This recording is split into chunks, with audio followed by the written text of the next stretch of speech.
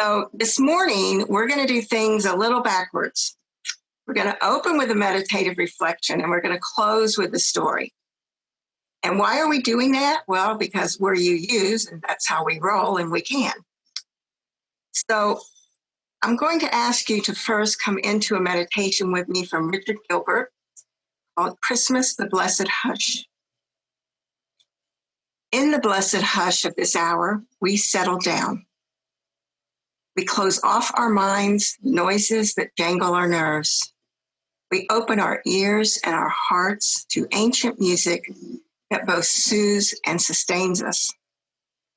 For we long for these few moments of quiet, away from the workaday things, the incessant ringing of a phone, the steady hum of the computer, the crackling of electronic devices which will not let us be, the constant buzz of important talk.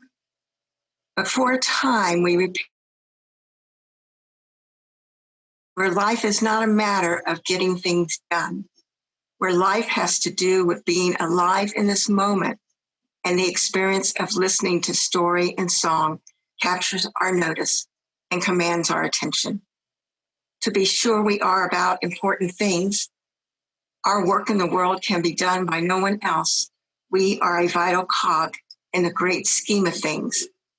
But just for a moment, let us put aside such important matters and listen to angel songs and prophet voices. Let us allow ourselves into the magic world of poetry and legend, which speaks a truth escaping our daily notice, even as the cold penetrates our bodies. May we be warmed by the spirit of expectancy, livened as icy winds chill us to the very bone. May we be warmed by a rebirth of our love for one another in the blessed hour and hush of this hour.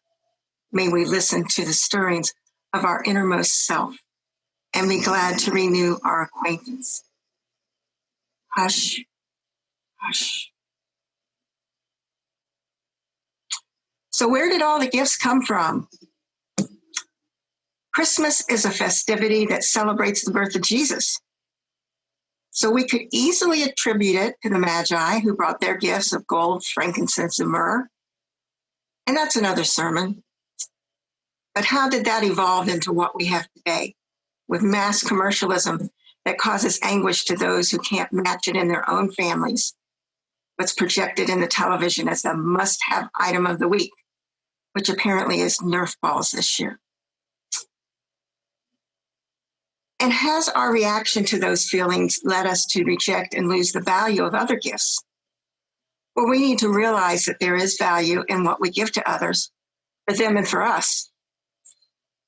I go to dialysis on Saturdays, so yesterday was one of those days. And one of the technicians told me she was going to get some stocking stuffers when she got off because she wanted her children to have smaller gifts that they could share about at school that didn't seem too expensive to flout to other children who had less than they did. Honestly, I thought that was wonderful. And she went on her way and probably didn't even realize the impact that had on me, but I was like, what a wonderful way to raise your kids if you're going to give them gifts anyway. Recently in the New York Times, there was an article on giving as a healthy reward. The scientific backup indicates that when we move towards others and away from our own problems, we get a greater meaning from life. Studies show that elderly who volunteer more than 4 hours a week were 44% less likely to die during the study period.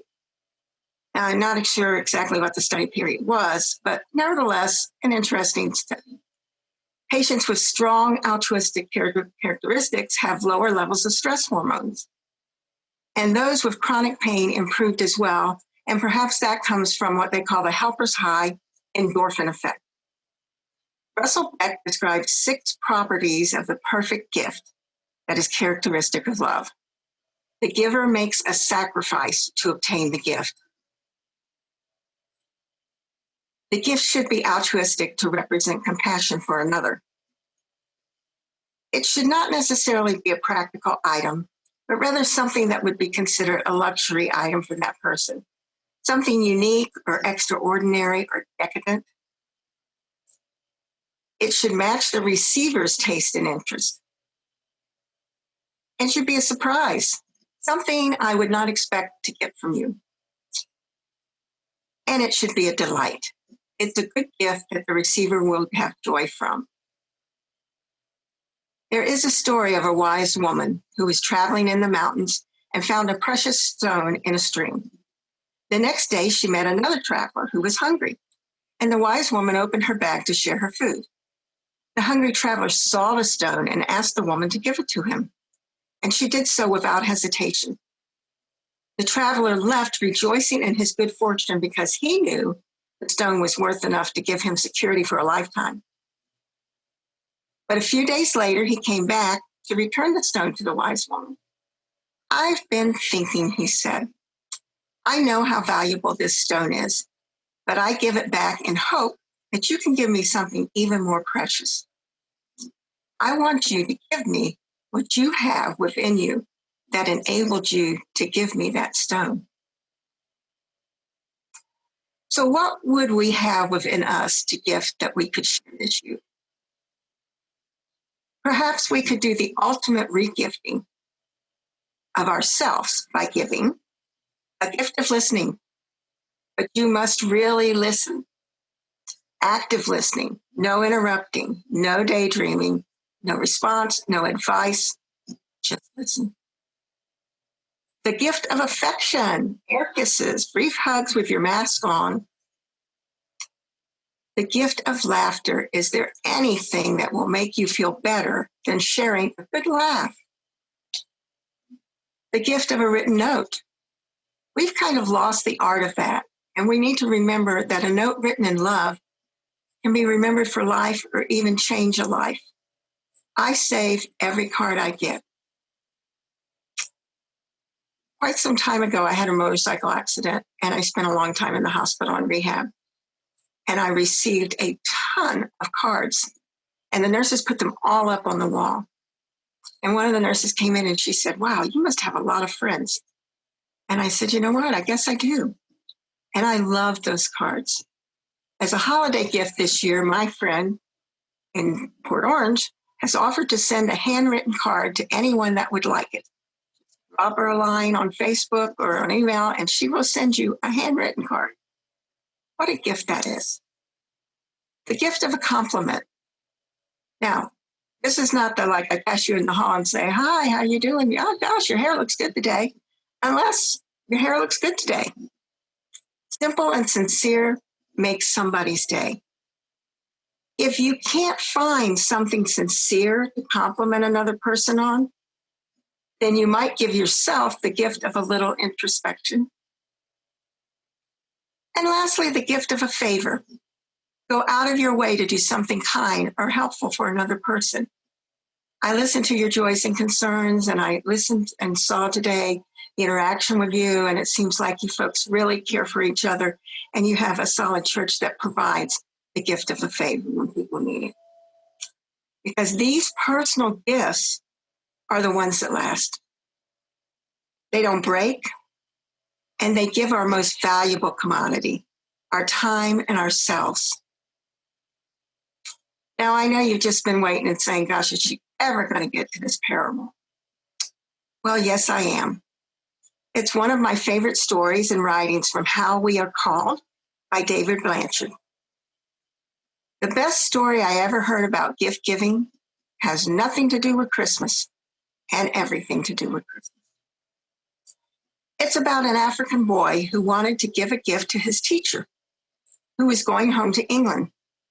The child had no money, and his options were few. The day before the teacher was to leave, the child brought her this huge seashell. The teacher asked the boy where he could have found such a shell. He told her there was only one spot where such extraordinary shells could be found. When he named the place, a certain bay many miles away, the teacher was speechless. "Why, it's gorgeous and wonderful, but you shouldn't have gone all that way to get a gift for me." His eyes brightening, the boy answered, "Long walk, part a gift." Long walk, part a gift. Most of the meaningful gifts we give to each other require some version of that long walk. The long walk we sign on for with children who need our patience, wisdom, honesty, and trust, more than we might first have imagined when their lives began. The long walk we share with our spouses, which takes us through uncharted, unexpected territories of sickness and health, richer and poor, better and worse. The long walk we take with our friends when they are grieving the loss of someone they love, when they are ill or discouraged. The long walk of feeling a sense of unity with those whom prosperity has left behind. The long walk of reconciliation with all that separates us from a deep sense of life's great purpose and meaning. Long walk, part of gift, has been tidied up and packed away for another year. The gifts acknowledged, many already forgotten. The new year stretches in front of us. What will get us through those months with all that they may hold will not be the things in the boxes. We must look to the hands of those who brought and wrapped and carried those gifts. With their gifts, they are telling us something too wonderful, perhaps too embarrassing for words. They are telling us that for us, they will take the long walk. We give to each other our ministries in everything we do, and we gain from that as well. Remember, as we join together on this path in the coming year, that the long walk is part of the gift. May it be so.